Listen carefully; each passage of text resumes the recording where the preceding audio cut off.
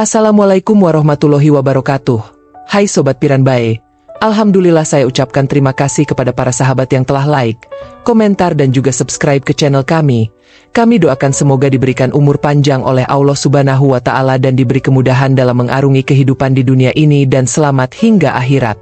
Di sebuah desa kecil yang tenang, pasangan suami istri, Jaka dan Wati, hidup dengan harapan besar akan kehadiran anak pertama mereka. Setelah bertahun-tahun menunggu, akhirnya Wati melahirkan seorang bayi laki-laki yang mereka beri nama Iwan. Namun, kebahagiaan yang mereka rasakan seketika sirna saat mereka melihat kondisi fisik Iwan. Anak itu terlahir dengan kaki kanan yang tidak sempurna, lebih kecil dan lemah dibandingkan kaki kirinya.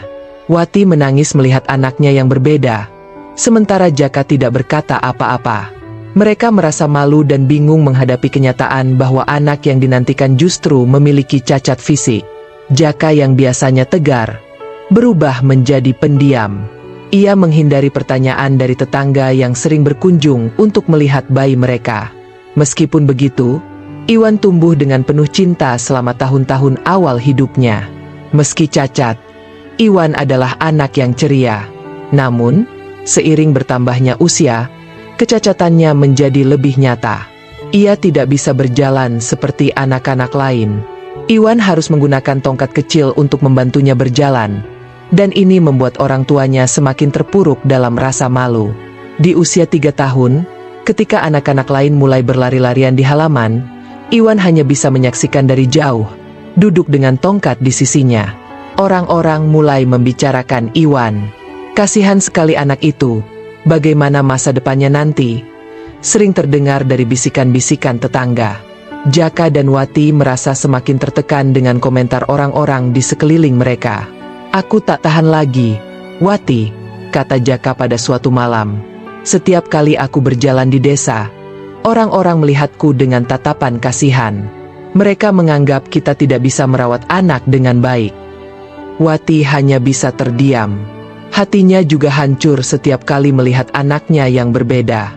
Namun, dia masih merasakan cinta sebagai seorang ibu, meski sedikit demi sedikit hatinya terpengaruh oleh tekanan sosial. Akhirnya, keputusan yang menyakitkan diambil. Jaka dan Wati sepakat untuk meninggalkan Iwan di sebuah panti asuhan di kota. "Di sana, dia akan lebih baik," kata Jaka, berusaha meyakinkan dirinya sendiri. Wati yang sudah lelah dengan tekanan dan bisikan orang-orang, hanya bisa mengikuti keputusan suaminya. Pagi itu, dengan perasaan yang bercampur aduk, mereka membawa Iwan yang masih terlalu kecil untuk memahami apa yang sedang terjadi. Iwan yang selalu mempercayai orang tuanya, tidak curiga ketika mereka membawanya jauh dari rumah. Di panti asuhan, mereka menyerahkan Iwan kepada pengurus tanpa banyak penjelasan. Hati Wati terasa berat saat melihat senyum polos anaknya. Namun, rasa malu dan tekanan sosial lebih kuat daripada naluri keibuannya.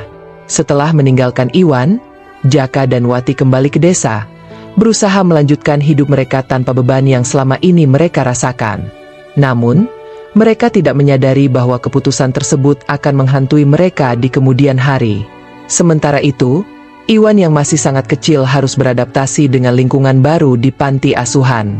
Awalnya, ia tidak mengerti mengapa orang tuanya tidak datang menjemputnya.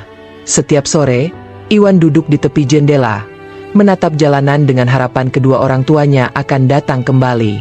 Namun, hari demi hari berlalu tanpa ada tanda-tanda kehadiran mereka. Di panti asuhan, Iwan menghadapi banyak tantangan. Anak-anak lain sering mengejeknya karena kakinya yang cacat. Mereka menyebutnya si pincang dan sering memperlakukannya dengan kasar. Namun, meskipun sering disakiti secara fisik dan mental, Iwan tetap berusaha sabar. Ia tahu bahwa menangis atau marah tidak akan mengubah apapun. Iwan memiliki hati yang besar. Meskipun cacat, ia selalu berusaha membantu orang lain di panti asuhan. Ketika anak-anak lain kesulitan, ia selalu siap memberikan bantuan, walaupun tubuhnya sendiri terbatas. Kebesaran hatinya ini membuat beberapa anak di panti mulai menghargainya, meskipun yang lain masih tetap mengejek. Dalam keterbatasannya, Iwan mulai menemukan kekuatan baru dalam dirinya, semangat untuk belajar. Setiap hari, Ia menghabiskan waktu di perpustakaan panti, membaca buku-buku yang tersedia. Meski terkadang harus merangkak atau menggunakan tongkat untuk mencapai rak buku, ia tidak pernah menyerah. Guru di panti asuhan sering terkesan dengan kecerdasan dan kegigihan Iwan. Dia selalu menjadi murid yang paling rajin dan berprestasi, meskipun harus menghadapi banyak kesulitan fisik. Tahun demi tahun berlalu, Iwan tumbuh menjadi anak yang kuat dan mandiri. Rasa sakit karena ditinggalkan oleh orang tuanya tidak pernah benar-benar hilang, tetapi ia tidak membiarkan hal itu menghancurkannya. Ia tetap berusaha sebaik mungkin, berusaha meraih impian yang ia tanamkan dalam hatinya sejak kecil, untuk menjadi seseorang yang berguna dan membuktikan bahwa kecacatan fisiknya bukanlah penghalang.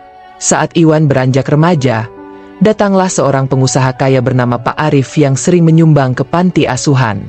Pak Arif terkesan dengan kecerdasan dan kerendahan hati Iwan.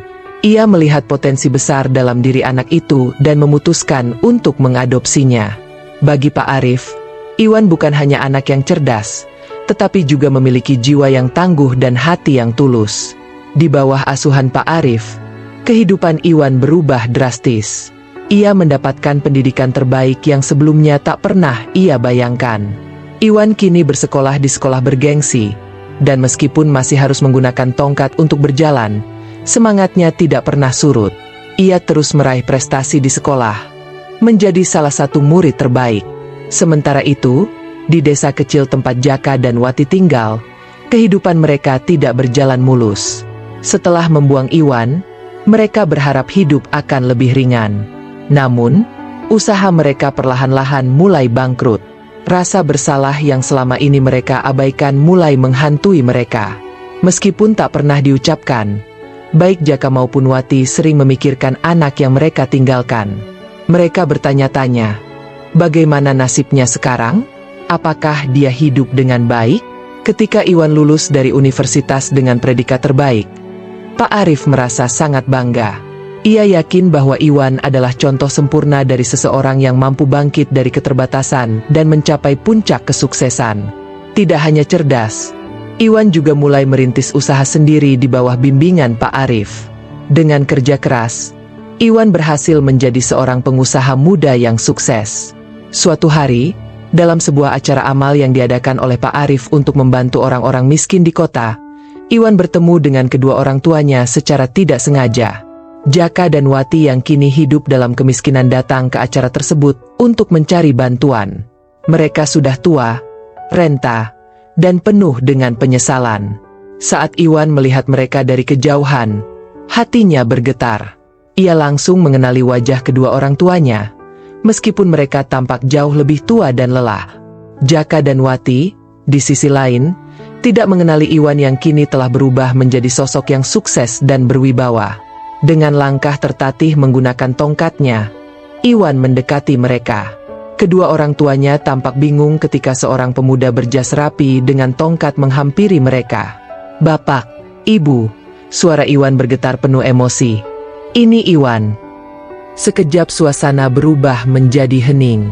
Jaka dan Wati terkejut. Wati langsung menangis sejadi-jadinya, sementara Jaka hanya bisa tertunduk malu. Mereka tidak pernah menyangka akan bertemu kembali dengan anak yang mereka buang bertahun-tahun lalu. Penyesalan yang selama ini menghantui mereka, kini meledak dalam bentuk tangisan dan rasa bersalah yang mendalam. "Maafkan kami, Nak," ujar Wati dengan suara gemetar. Kami terlalu bodoh dan malu waktu itu. Kami menyesal." Iwan dengan kebesaran hatinya, memeluk kedua orang tuanya. "Aku sudah memaafkan kalian sejak lama," katanya dengan lembut. Ia tahu bahwa rasa benci tidak akan mengubah apapun. Ia memilih untuk memaafkan dan melanjutkan hidup dengan kasih sayang, meski hati kecilnya pernah terluka begitu dalam. Iwan membawa kedua orang tuanya pulang dan memberikan mereka kehidupan yang layak.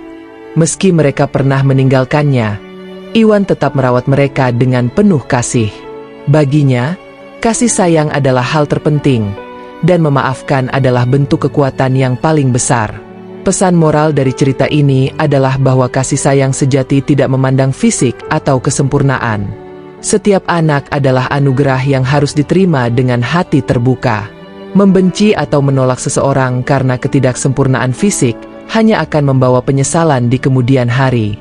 Sebaliknya, memaafkan dan mencintai tanpa syarat adalah kunci untuk kehidupan yang damai dan penuh kebahagiaan.